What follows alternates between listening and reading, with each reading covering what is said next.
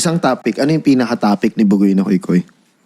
Yung pera, relationship ko sa mga babae ko, yung lifestyle ko. Doon lang umiikot. Sa reality mo. Yeah, ganyan yung kotse. Nag-drive ako ng nagmamaneho ako. Yun, paulit-ulit lang talaga dun. Paulit-ulit. Yung mga ibang tao nga nagre-reklamo eh. Paulit-ulit na lang yung ano mo. May iba namang rapper doon ka makinig sa iba. Bakit ka ba hindi umaalis sa akin? Reklamo ka ng reklamo. Di makinig ka naman sa iba. May mga bagong rapper na nga ngayon eh. Sila, iniinis nila yung sarili nila, tol, di ba, tol?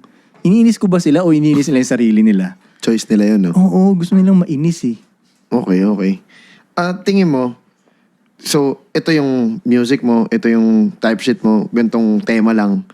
Pero, hindi mo ba naiisip na, yun nga, may naiinis, pero, tingin mo ba nakakapagbigay ka pa rin ng value kahit paulit-ulit yung topic mo? Dun sa mga listeners mo, sa avid listeners mo, sa mga hindi bumibitaw.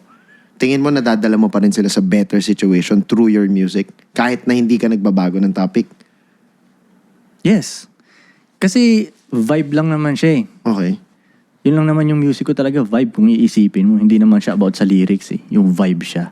Kaya rin ngayon yung vibe mo, gusto mong hustling na vibe ka. Anong unang pakikinggan? Ako naman lagi talaga eh. Kung gusto kong mag-discarte ngayon Bugoy na Koy-Koy yung ipi-play mo dyan, hindi yung ibang rapper eh. Kung sabihin nila, ang vibe nila, gusto kong maging romantic ngayon O di ibang rapper, yung mga love song na rapper yan, pakikinggan nila. Or parang gusto kong mang-away ngayon dito yung mga gang-gang na rapper yung pakikinggan mo.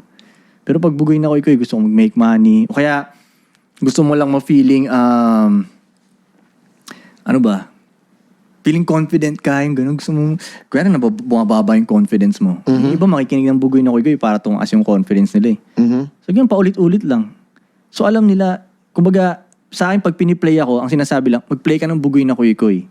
Wala naman sinasabi mag-play ka ng, wala silang particular na kanta ko na sinasabi. Diba ibang artist ganun, play mo yung kanta ni ganito na ganyan. Yung title ng kanta sinasabi. Sa akin, play mo yung Bugoy na Koy-Koy. Kahit ano na yung Bugoy na Koy-Koy dyan. Sa isang tema yan? Oo, kasi isa lang naman yung vibe niyan eh. Bakit mo pinosisyon yung kanta mo sa pag-make money? Pag gusto ko humasel, ako yung papakinggan. Pag gusto nila humasel, ako yung papakinggan. Paano mo pinosisyon yun? Na dun, ikaw yung maaalala nila. Kumbaga sabi nga ni Frank, yung branding mo. Tangina, pagising ko ngayon, may kailangan akong bayaran Pero hindi ko pa alam kung paano. Pero sound tripping ko muna si Bugoy. Paano mo nilagay yung sarili mo dun? Hindi ko siya sinadyang ilagay. Yun lang din talaga yung buhay ko. Tapos nirarap ko lang. Pinadali ko lang din. So mahirap kasi yung susulat ka ng lyrics na hindi talaga ikaw yun eh. Mahirap, i-invento ka pa ng senaryo sa utak mo. So maganda ko, ano lang ginawa ko, ilagay ko sa lyrics. Pinadali ko lang ba? Kaya kung nag-i-improve yung life mo, nandoon din sa songs mo. Oo, makikita sa mo next din. Oo, nag-i-improve neighborhood, Jet Life. Yeah, nakikita mo rin, mapapansin mo rin sa ko.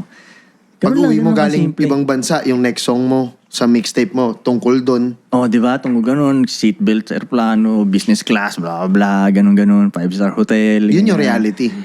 Minsan, hindi ko pa nararanasan yung mga bagay-bagay, pero sabihin ko na siya sa kanta ko. Ina-attract mo siya by then? Ina-attract? Kiniklaim? Hindi naman sa ina-attract. Baga minsan alam kong mangyayari din siya. Okay. Ganun. Alam kong mangyayari, hindi siya ina-attract. Alam ko. So pag kaya sinabi ko dati pa lang, natutulog sa 5-star na hotel, alam ko kasi hindi ko rin may iwasan yun eh. Darating yung araw na matutulog din ako sa 5-star Hindi hotel. man ngayon. Hindi man ngayon. Pero mangyayari, alam namang hindi.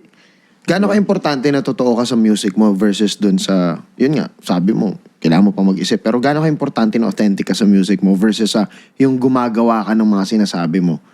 Just to be, ganun talaga yung music scene eh. Pwede yun. Hindi ko naman sinasabi na importante, kailangan ganito kayo, kailangan maging totoo kayo. Hindi, kung ano nag-work para sa inyo, yun ang nag-work para sa inyo. Sa akin, ito ang nag-work para sa akin. Ito lang yung mas madali sa akin. Ayoko lang pahirapan yung sarili ko. Sulat na lang natin yung ginawa ko kanina. Gumagana eh. Parang kunyari, ito, nagpa-podcast tayo. Mamaya pwede ko nang isulat, kwentuhan kasama si Dog. Yeah, meron siyang tubig sa harapan niya. Ayan. Ganun lang kasimple. Kasi yun yung realidad mo. Parang hindi na ako mag-isip. Ayoko mag-isip. Dog. Si Frank yun. Oo, problema nila yun. Ayoko mag-isip. Ganun lang. Okay.